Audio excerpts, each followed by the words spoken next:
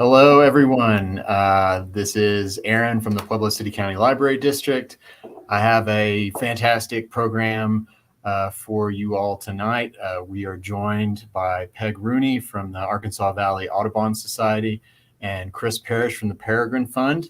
And Chris is going to present some very intriguing, engaging information about.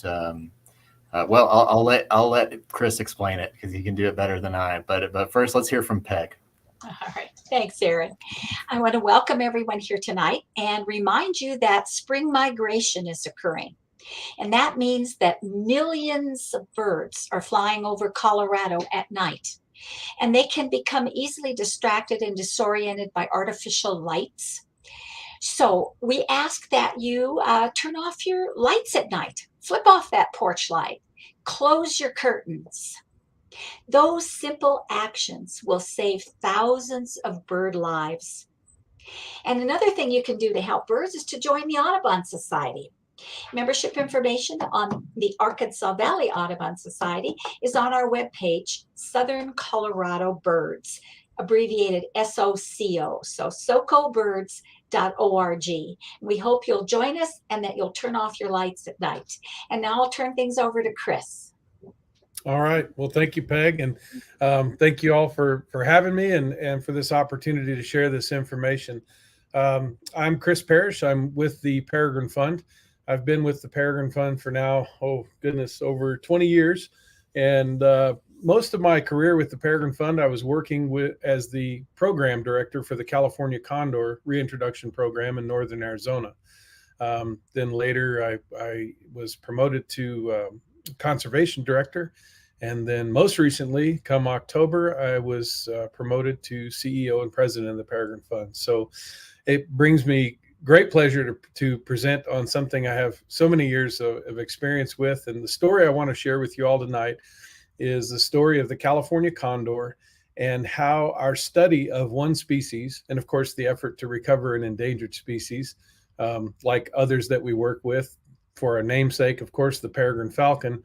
But I want to share with you other things we've learned while sharing with you the story of the condor and how we're using what we've learned to do more effective and broader conservation that impacts entire ecosystems.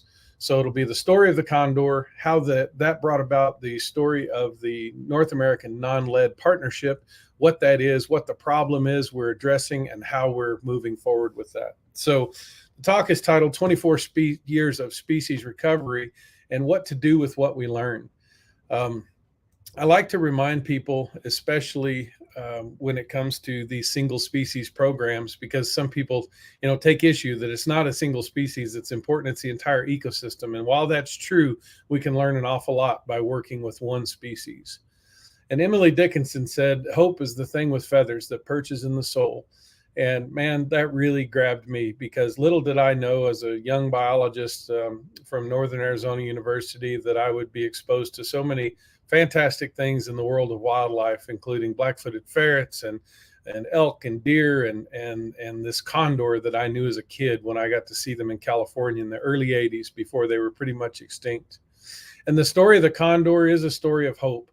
It's a story of survival because this species is so strong. I mean, it begs to question why they're endangered, but you'll see through this presentation that it's not because they're a species destined for extinction. In fact, it's for something that we had to do with and we can have to do with to solve the problem. So that's where the self-awareness comes in.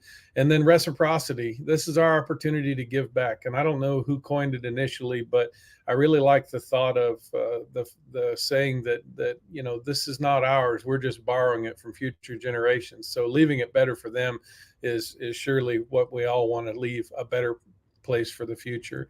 And then dogged determination, both as it represents the species and the people who strive to keep this world a fit place for all these critters. With the story of the condor, you have to think back to, for as long as we know from evidence anyway, scientific evidence, that hunting has happened in North America by humans, condors have been here through the entirety of that. And so you can imagine condors have seen a lot of change since the end of the last ice age. And so to summarize that last 25,000 years of change, we have, of course, major changes in climate going from the ice age to this age. And now with the experiences in climate change we're experiencing now, the condors also made it through the extinction of megafauna, other species that were around like woolly mammoths and mastodons. They made it through those changes.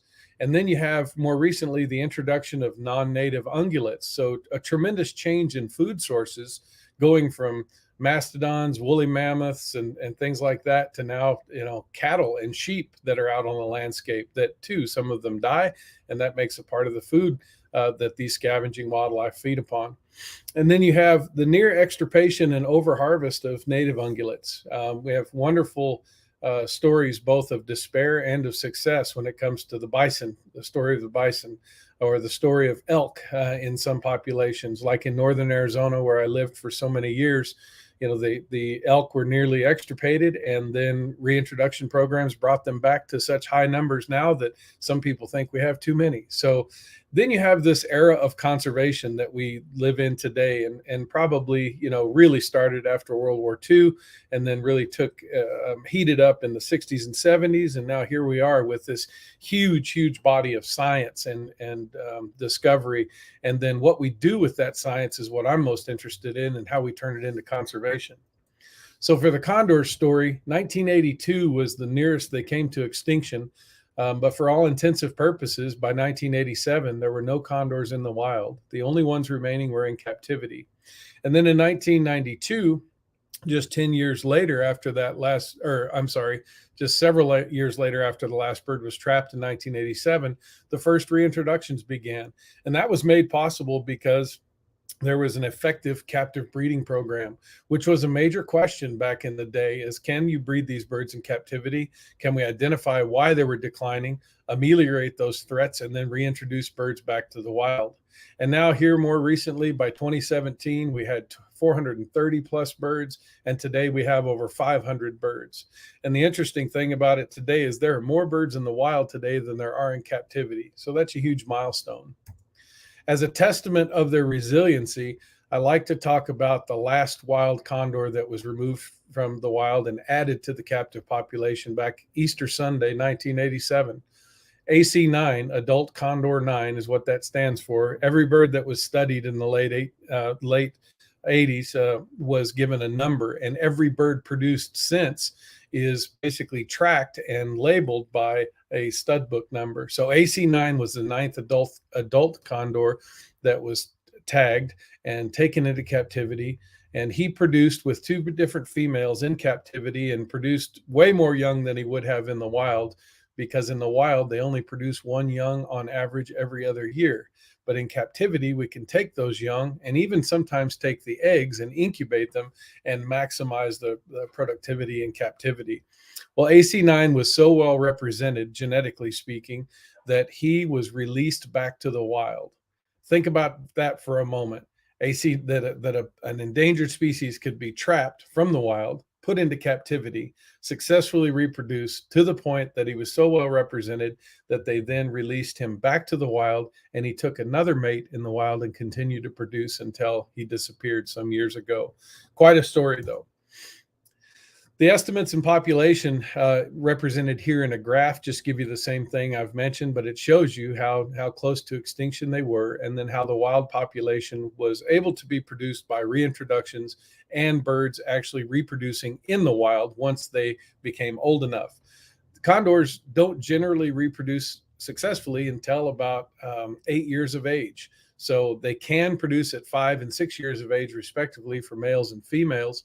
But usually it takes them a few years trying before they get it right. And then remember, they only produce 1 young every other year. That's one of the biggest problems with a species, a long-lived species that produces few young, like the condor, is any new cause of mortality is really hard for them to keep up with and repopulate after they've had some kind of a catastrophe. Or in this case, you'll learn more about the threats today.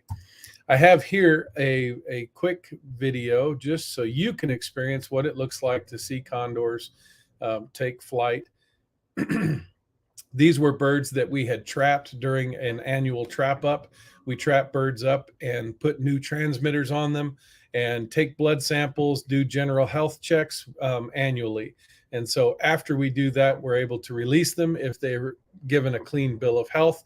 And here you get to see these birds with a 9.5-foot wingspan taking flight back over their historic lands north of the Grand Canyon in northern Arizona. Pretty fantastic. And I have a shorter clip here, so you can't see it all, but I think we processed some 33 or 32 birds this day. And in the longer video, you can see them all take flight, and they're all out there flying together. And I always tell people, look at that. There are more birds in that single frame than there were in the world at one point. One of the greatest things about being a field biologist is when we're tracking wildlife is that we're running all over the country. And you know, I laugh and tell our new biologists that we're going to give you a gas card and a pickup truck and some telemetry equipment and a couple of maps, and we're going to set you loose and go track these condors. So we see the landscape through the eyes of the species that we work with, and man, is it a neat way to see the habitat. I usually talk about the influences that I had as a young person in the 70s, when really the only picture of wildlife beyond what I had in my own backyard was brought to me by Marlon Perkins and Mutual of Omaha's Wild Kingdom. And I thought, wouldn't it be great to be Jim? And then as I studied biology, wildlife biology in college, I realized that you could have a career in wildlife biology. And so the day that this photo was taken, I was actually flying in a fixed wing aircraft with telemetry antennas mounted off of it. And we were tracking a bird that we thought had died. And in fact, it had. We ended up finding it in the bottom of this canyon. But it was that day that I realized I was a real live wildlife biologist, and wouldn't Jim be proud? The birds took us to new places in the landscape, and they did so by navigating it the way they would have navigated it years and years ago, following the food. And the food in this case in southern Utah is a huge population of sheep that are grazed there. And just by the sheer numbers of sheep that are grazed there and those few that might die of different causes, these birds are the cleanup crew. So one question back in the day for the beginning of the program is, will they reproduce in the wild?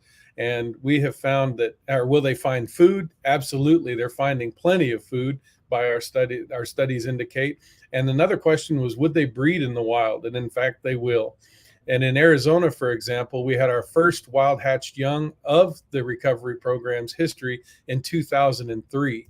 And since 2003, just in Arizona alone, we've had we had 49 young produced in the wild, and including 7 of the F2 generation. So the F2 generation, those are birds that were wild hatched birds that have matured enough, and now they're producing their own young. Quite a milestone. The birds are wide ranging. Condors in our population that we manage have been shown to travel as far north as Wyoming, all the way out into Colorado, across and through the Rockies, down into New Mexico, and over into southern Arizona and California and Nevada. And so quite a range. For our statistics, we've released a total of 233 birds. We've had 49 hatched in the wild, and we've documented 159 birds dead or missing, and we've returned 14 to captivity. And actually, I'm off one number. From late numbers, we only have 110 right now in the Arizona-Utah population. If we take a look at the birds that have gone dead or missing, some of those birds we were able to recover because we tracked them with telemetry, sometimes GPS telemetry. And of those birds that we were able to recover, we were able to determine cause of death. And for those 81 birds that had a diagnosis for their cause of death, lead poisoning accounted for 43 of those birds, or 53%. You can see the second leading cause of death is less than half of those we'd lost to lead poisoning, and that's predation. Most predations occurred whether it's a coyote that finds a young, inexperienced condor asleep on a cliff face that is accessible to the coyote on the talus slopes or up on top. Mostly these are experience-related things, and of course, when you're releasing birds from captivity, they're not nearly as honed or as far along in their learning curve about life if they're just hatched in captivity. But we've learned through different techniques how to augment that as well, by giving the birds a better shot, releasing them at a little later age, an older bird, and also working to haze them from areas that we don't want them to sleep on at night where they are vulnerable to coyotes. And then golden eagles are sometimes predators of condors. Most of it's territorial. If a young condor flies through a golden eagle habitat or a nesting area while they're nesting, they can get a rough awakening there. And unfortunately, we have had a few birds shot, and then you can see the rest of the causes of death there. Those birds that are undiagnosed, either ones that were recovered and too far gone to determine cause of death, or just simply those birds that went missing, account for the other 78. When we do find these birds in the wild, and as we've started finding birds die in the early 2000s, we found the first few cases where we had lead exposure and lead caused mortality. Sometimes we found that they had consumed lead shot that they had eaten in some animal. Sometimes we found fragments. But anyway, it impressed upon us that we wouldn't, for the bad pun, avoid the bullet or dodge the bullet, because lead poisoning was known about in the population in California, but there were so few data points from the old original historic population that it really hasn't been until the last 20 years with release sites in California, Arizona, Utah, and Baja that we've really come to understand what the causes of mortality are. From our experiences, we began trapping and testing condors for lead in their blood as an indication of having been exposed. And we started to plot those data, and we began to see there was a peak of lead exposure that occurred in November and December each year. And that coincided with the hunting season on the Kaibab Plateau, the deer hunting season. And then we started, because many of us are hunters, actually most of us were hunters, we began asking questions, where are they getting the lead? So we did testing of soils, testing of water, and then we started testing their major food sources. And one of the major food sources that time of year are gut piles that we leave in the field after we've harvested our deer, elk, or bison. And so the question became, how many fragments could there possibly be in a gut pile from a big game animal that's shot with a single rifle bullet? So we did a study. And when we studied the condors, sorry, I led up to the wrong slide there. When we were looking at the condors and x-raying those birds, we found that some of them had intact bullets. You could tell they were bullets that had been shot, but just the projectile itself, or lead fragments, or in some cases the bird shot. But 63% of those birds that died of lead poisoning actually contained metallic evidence in their GI tract, suggesting that they had eaten it. Whatever they had eaten contained the fragments, bullets, or lead shot. We looked at the types of food that the birds were eating, and we found that, again, like I said, most of it at that time of year were gut piles from deer hunting, and then domestic sheep, cow. And for you speed breeders, yes, we have had condors find an occasional human in the Grand Canyon. I joke a lot that one of these days the condors are going to have their own chapter of death in the Grand Canyon, because they will in fact feed on anything that's dead. Now back to the story about lead and projectiles. Again, I'm a hunter myself. I'm a scavenger, I guess you could say. I'm a forager. I'm an angler. And so this really intrigued me, and I knew it would intrigue my fellow hunters. So understanding composition of bullets, which ones are lead, which ones are non-lead, and how much they fragment, all of this was very much of interest to me and very much of interest to our partners. So this is when we went and did another study. So there's just my hunting and foraging family there. Then we did another study. We went and we harvested deer. There were about 6 of us who got tags to go harvest deer in Wyoming. And we x-rayed the deer after single shots in normal hunting circumstances. We x-rayed the deer whole, and then we x-rayed the gut piles all the way down to the packaged meat, because what we wanted to see is how many fragments there might be in every different portion of that process. And we found that 100% of the deer that we shot with lead bullets, of course, contained some lead fragments. And depending on bullet construction, some fragmented more than others. But you can see there that 74% showed greater than 100 fragments, and 90% of the gut piles had fragments, and 5 had more than 200 fragments per each gut pile. So for an example of what the fragmentation looks like, this happens to be an animal that was poached out of season, was part of a law enforcement case, and we found it because the condors were feeding on it. You can see at the beginning of the point of entry, the fragmentation begins here. And of course, if a bullet hits bone, it has the potential to fragment even more. So you're going to see both bone chips and lead fragments as the bullet traveled through, both from the entrance and the exit wound. Now, this is interesting because scavenging wildlife, whether it's an opportunistic scavenger like a bald or golden eagle or an obligate scavenger like a condor, they're going to enter carcasses through existing holes. And now there's 2 new holes, and the point of entry and the point of exit actually has a higher concentration of lead if the bullet does fragment, which many of them do. And so it makes it a real high probability that they can ingest those fragments.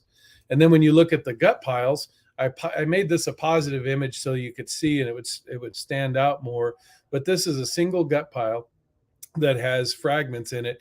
And this makes sense if you're not a hunter. I won't spare you the details because you need to know the details so you can converse and share this story with your friends and fellows that hunt, or ladies that hunt. Shouldn't be specific there. But these fragments are in the gut pile because included in the gut pile are the vital organs.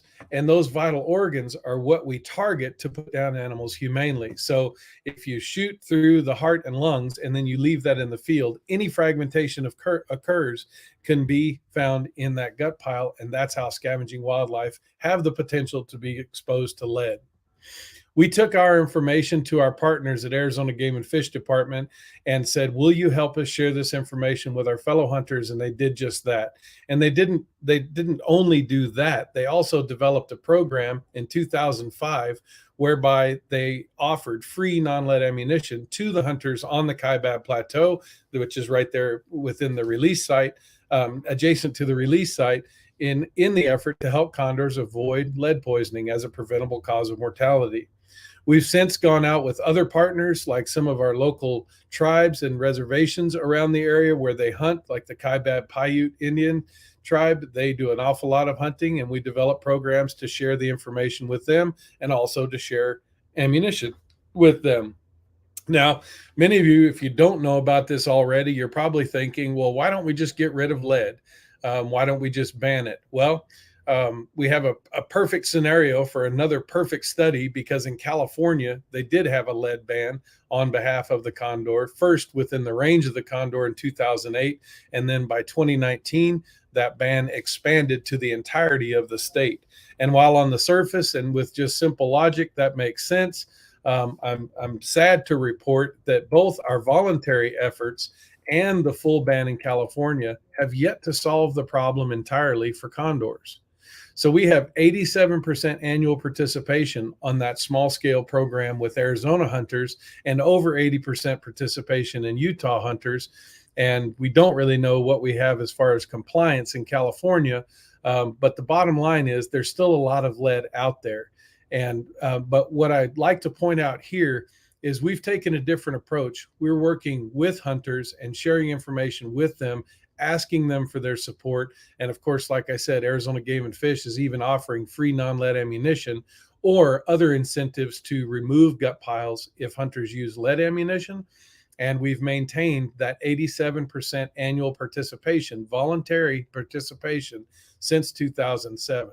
Pretty proud of that. And that philosophy and those results is how we came to create what I'll introduce shortly as the North American Non-Lead Partnership, which is a larger program across the U.S. where we're encouraging hunters to learn about this information and see how they too can participate in preventing unnecessary lead exposure and unintended lead exposure. Roughly 50% of diagnosed deaths are lead caused in condors. So the good news is that's probably the best explanation for why their population nearly blinked out. And the best news of it is we can prevent that should we choose to as a society. And that's what we're encouraging. So what about other sources of hunting? And so what are the reasons that maybe the regional programs haven't solved the problem?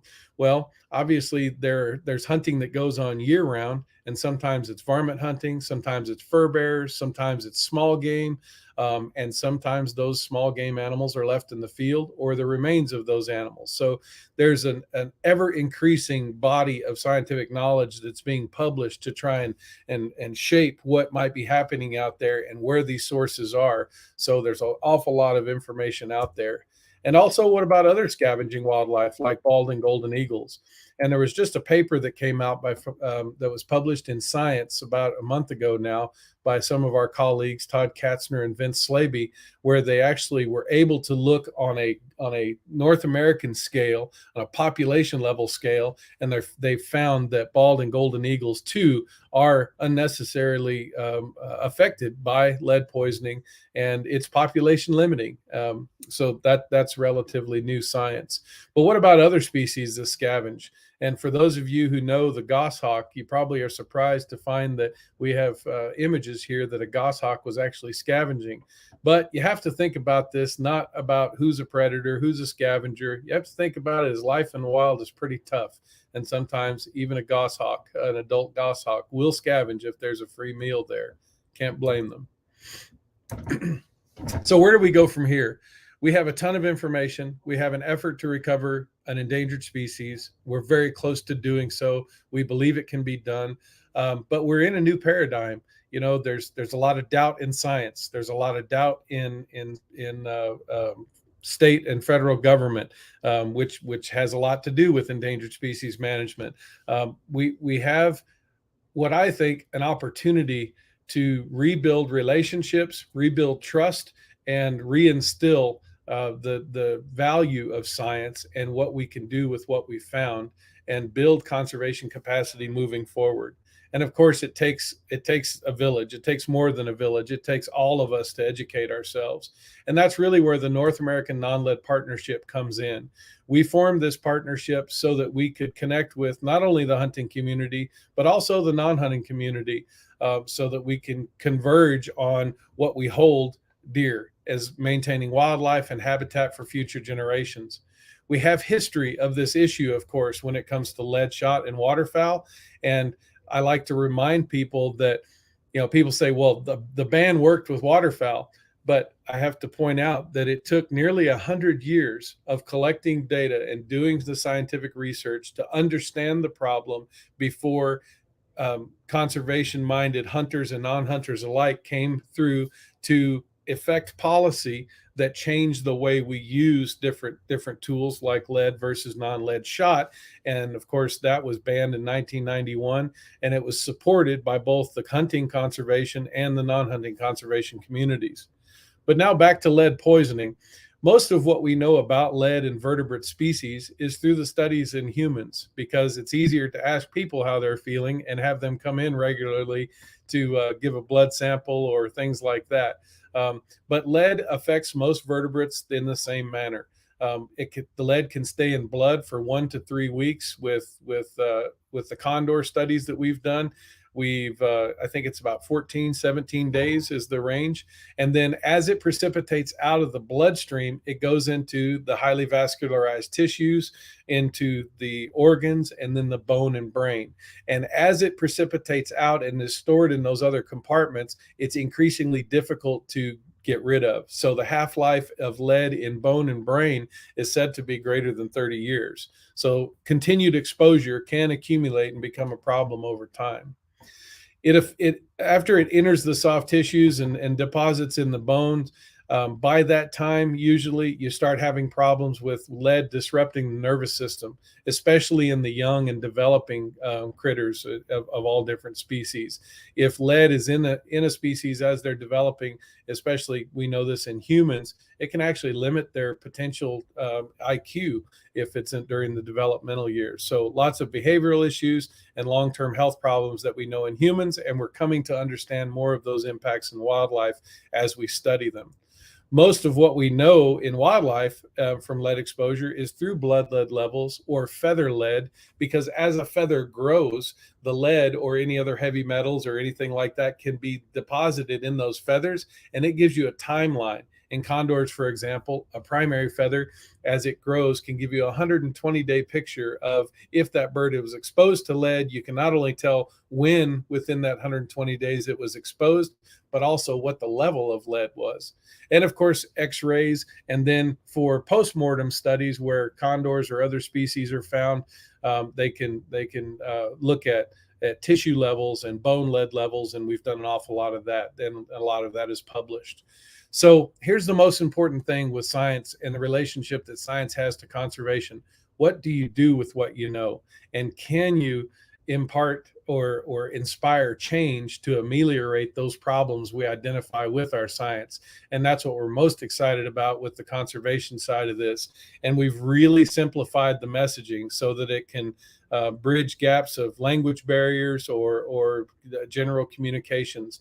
And basically, it's if you shoot any animal, whether it's a hunting situation or you're dispatching sick livestock or an animal that's wounded on the road, anytime a lead-based projectile is used and any portion of that animal that's left in the field can contain lead and thereby becomes a part of the food chain. And that's what we're most concerned with. And so simple cartoons like this used in hunter education or things like that, these are some of the technologies and the methods we're using to share this story. And then there's more detailed scientific studies on the differences between lead and non-lead ammunition and how effective it is. Is it accurate? Is it as lethal? These are things that people want to know when they're going to try a new product. We know from our studies and others now that the fragmentation varies depending on bullet construction. But of course, if it contains lead and if it fragments at all, it has the potential to expose wildlife. So we recommend using non-lead bullets. Here's one that's a copper bullet. This is a copper solid. And while they may fragment into a few pieces at most, usually they retain almost 100% of their mass and they contain no lead. So how do we distribute this information? The Peregrine Fund, Institute for Wildlife Studies, and the Oregon Zoo teamed up to co-found the NonLed partnership. And our strategy is connecting all of this research with the values and the benefits of our new understanding that can be used in wildlife management and share it with hunters and non-hunters alike. We also recognize, however, there is a potential backfire effect, that if this sounds too environmental or too I don't know what to call it, that sometimes people can think that these efforts are trying to control or modify how we keep and bear arms. It is definitely not that. And I, for one, as a hunter and a lover of my rights to bear arms and ammunition and the freedoms we have, I'm definitely right there with them on that. But we have to be sure that our messaging is effective and it gets people informed and to the point where they're willing to make change. So this process of gaining a partner or having a conversation with a hunter, phase one is you just have to initiate the conversation. Phase two is you have to give people time to absorb it and consider what it means. And I'll give you an example for myself as a hunter. When we did that study about lead rifle bullets and the use of those in hunting big game, on our days off during the 3 weeks we were up there, we also went bird hunting. And I remember feeling so, the absorption and consideration had not occurred because I told my wife I was so excited because I had some game birds to bring home in addition to all the meat that we had from the study. And she said, "What did you shoot them with?" And I said, "Well, some were the 410, some were the 20 gauge." And she said, "No, what kind of ammunition?" And it had yet to occur to me, because we were just doing the study, that I was still shooting lead for birdshot.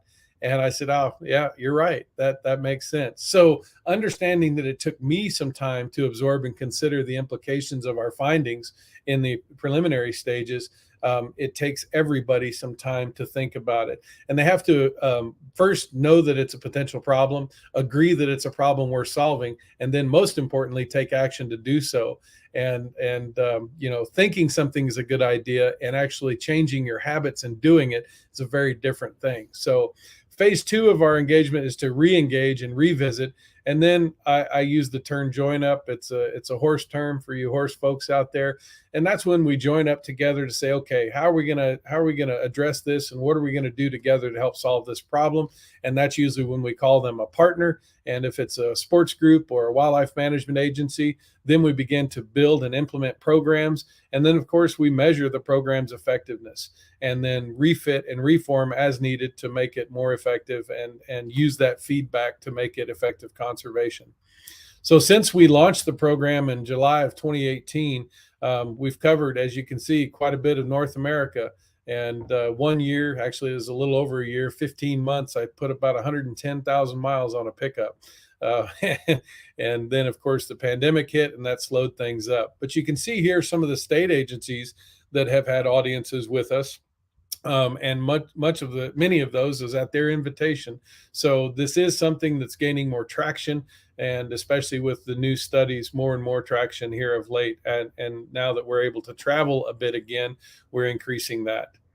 We have 3 different types of partnership. Some people just say, we support the way you're going about your business. We support what you're doing. We just don't want to participate in the way of fundraising or providing funding, or being a partner where they're sharing and disseminating information. And then a supporting partner is one of the 2 of those. And then a full partner is all of the above.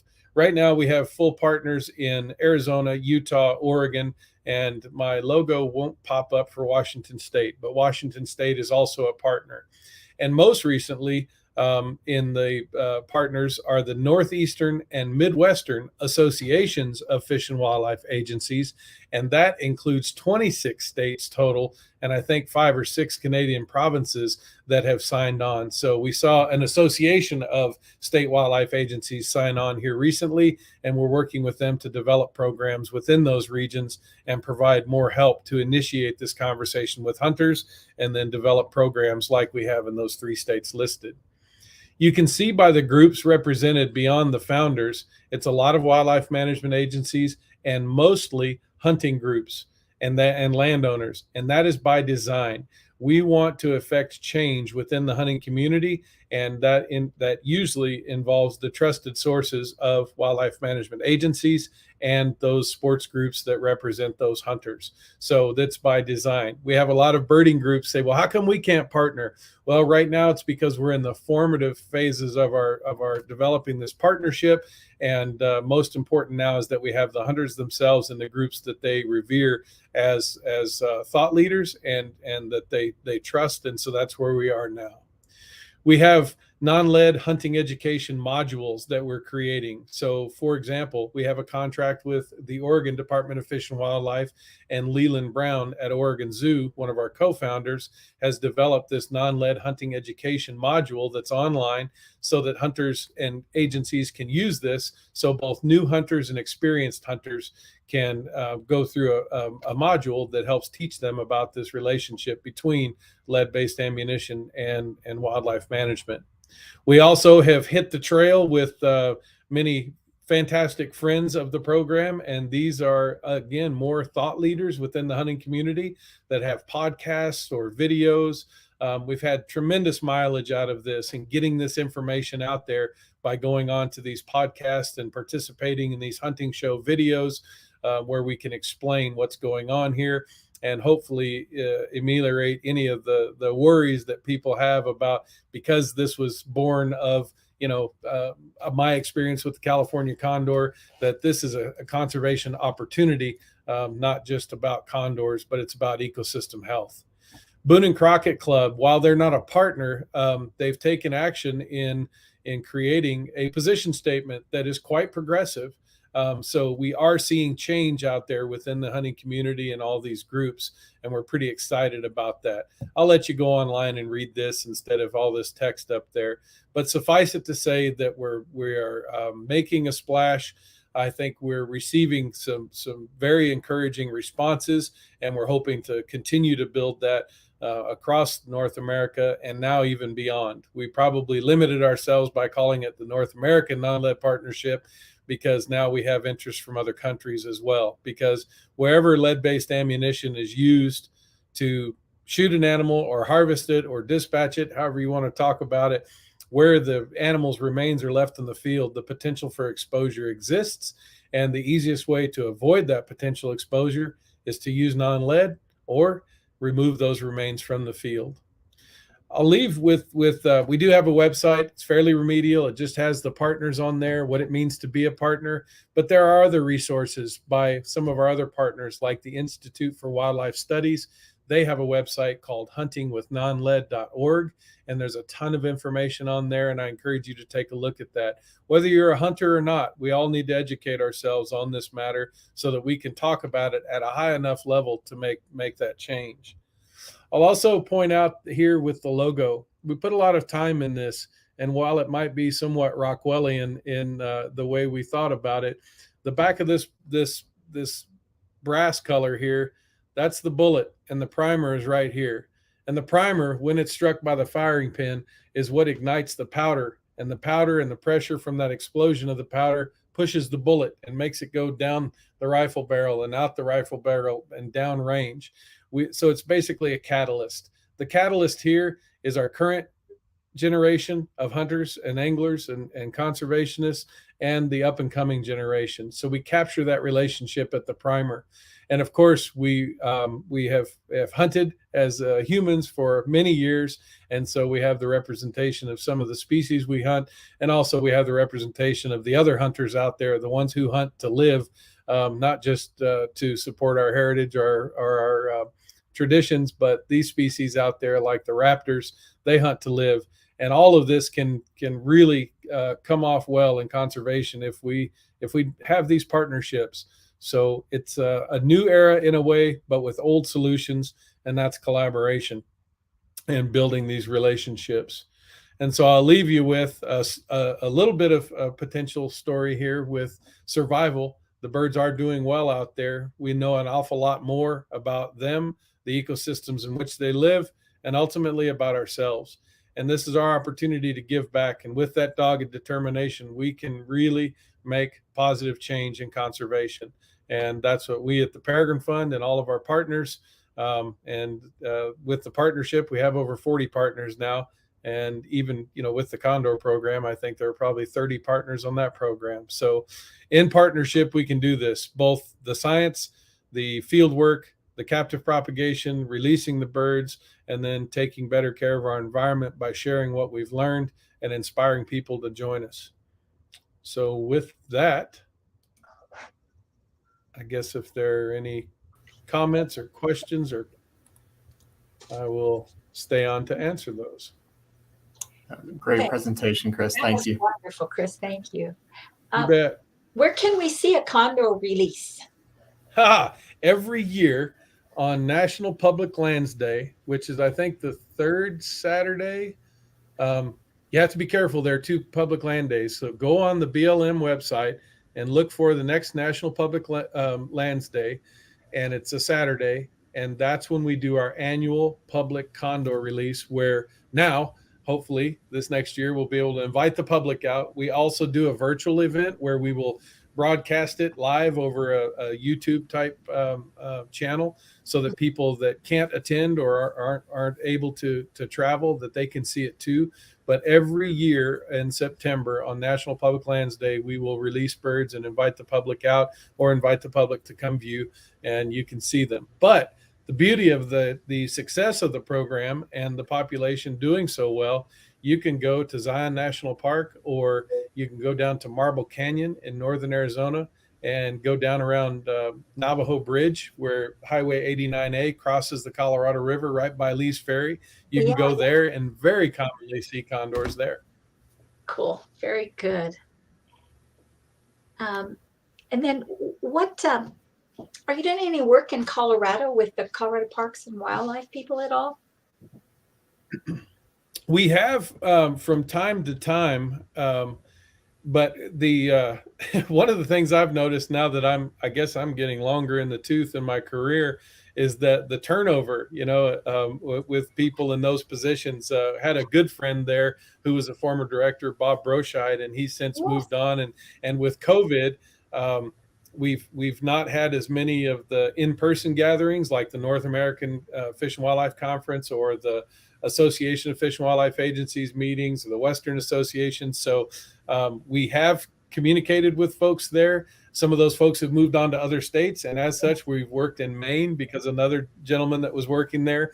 But we are talking with all of the Western state representatives at those types of meetings.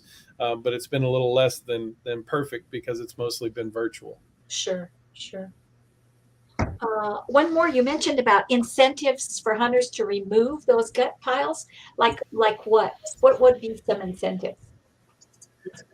So what Arizona Game and Fish does, it's their program that they manage, and Utah Division of Wildlife in southern Utah.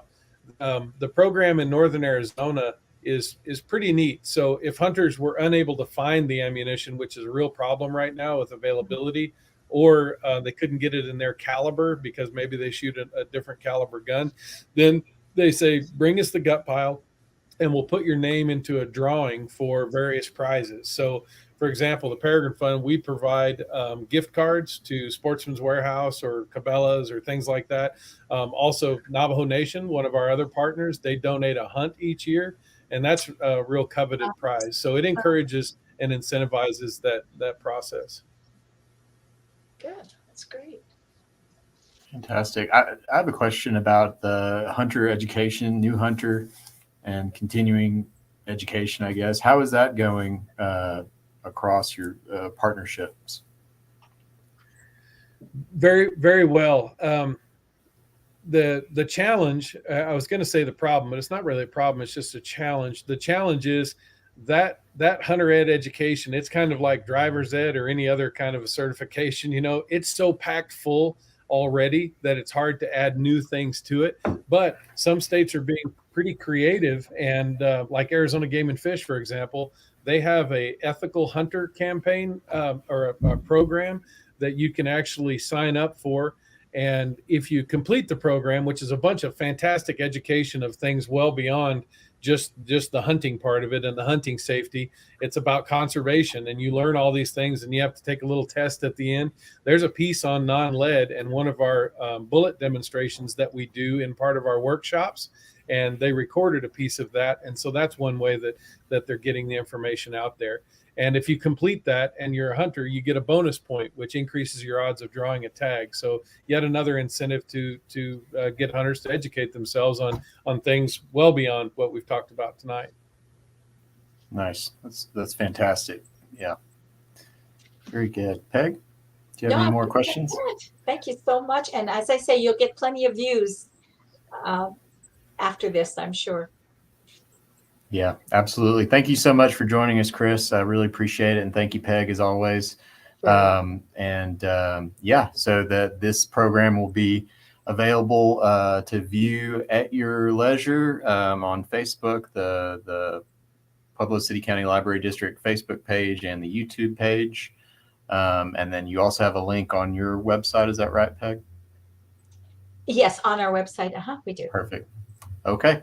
Well, thank you very much. Y'all have a great night, and thank you for joining us, Chris and Peg, and all of you all watching now and in the future. All right. Thank you all. Good night. You bet. Aaron, thank you. Nice to meet you. Peg, good to see you again, and thank you both. Thank you very much. Take care. Bye-bye. Take care.